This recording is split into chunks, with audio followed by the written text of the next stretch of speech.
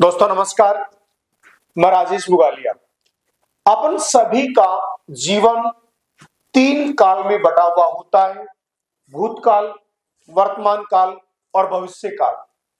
अपन सभी ने सुना है बीत गया सो बीत गया, लेकिन फिर भी हम लोग क्या करते हैं कि भूतकाल के अंदर यदि हमारा समय बीत जाता है तो हम प्रॉपरली उसी चीज को पकड़ के बैठ जाते हैं कि बात क्या मेरे साथ ये हो गया, मैं मेरा समय निकल गया, मैं अब क्या कर सकता हूं। लेकिन हम ये कभी नहीं सोचते कि उस भूतकाल को सोचने की बजाय आज अपना वर्तमान काल भी खराब हो रहा है, और यदि वर्तमान काल खराब होगा तो कल आपका भविष्य भी खराब होगा।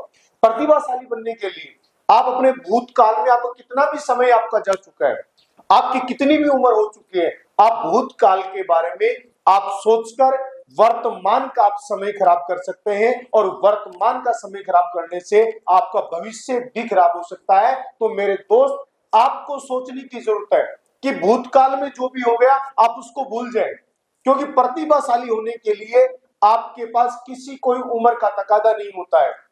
अमेरिका के एक शोध में पाया गया कि 80% प्रतिभाशाली व्यक्ति 40 वर्ष की उम्र के बाद में सामने आए हैं। तो दोस्त, आप भी सोचिए कि आपके अपनी प्रतिभा को निखारने के लिए, अपनी प्रतिभा को लोगों के सामने लाने के लिए आपको किसी उम्र की कोई जरूरत नहीं है। आप जब भी जागे हैं उसी समय सवेरा है। आप आज उठे और अपने काम में लग जाएं, और भूतकाल में जो भी हुआ उसको भूल जाएं, क्योंकि भूतकाल के बारे में आपको ज्यादा सोचने पर आपका वापस वही वर्तमान खराब होगा, और वर्तमान खराब होगा तो आपका भविष्य भी खराब होगा। तो दोस्त, भूतकाल को भूल जाए, किसने क्या कहा, कब कहा, कैसे किया, क्या गलती की, उन सारी चीजों को भूल जाए। जब जागे तभी सवेरा, वापस आप उठो, अपने आप को जगाओ, अपने भीतर झांक के देखो कि मैंने क्या गलतियां की है, वो गलतियां मुझे वापस नहीं करनी है। और इस भविष्य को सुधारने के लिए वर्तमान में यदि आप लगातार आप मेहनत करेंगे तो आपका भविष्य बहुत ही सुनहरा होगा। तो आप उठो, आप जागो, और अपने आप को भविष्य का एक टारगेट डिसाइड करके, एक लक्ष्य निर्धारित करके अपनी वर्तमान की आप एक योजनाएं बनाएं।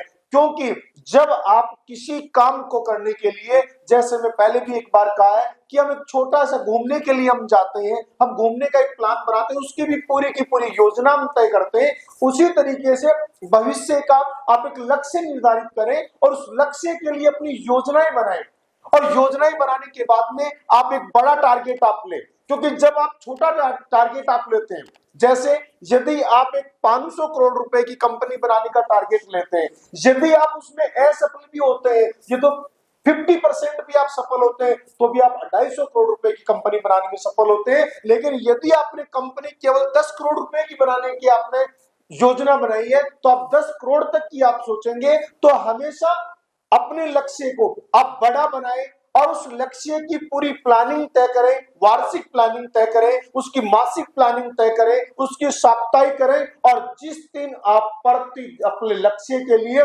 प्रतिदिन की प्लानिंग यदि आपने बनाना शुरू कर दिया, उसके बाद उस लक्ष्य को आप हासिल कर सकते हैं। तो उठो, जागो, और अपने आप को इस तरीके से दुनिया के सामने पेश करो कि आप सब कुछ कर सकते हैं। क्योंकि यदि आप अपने लिए आप सोचेंगे, अपने भीतर झांक के देखेंगे, तो आप हमेशा अच्छा कर पाएंगे।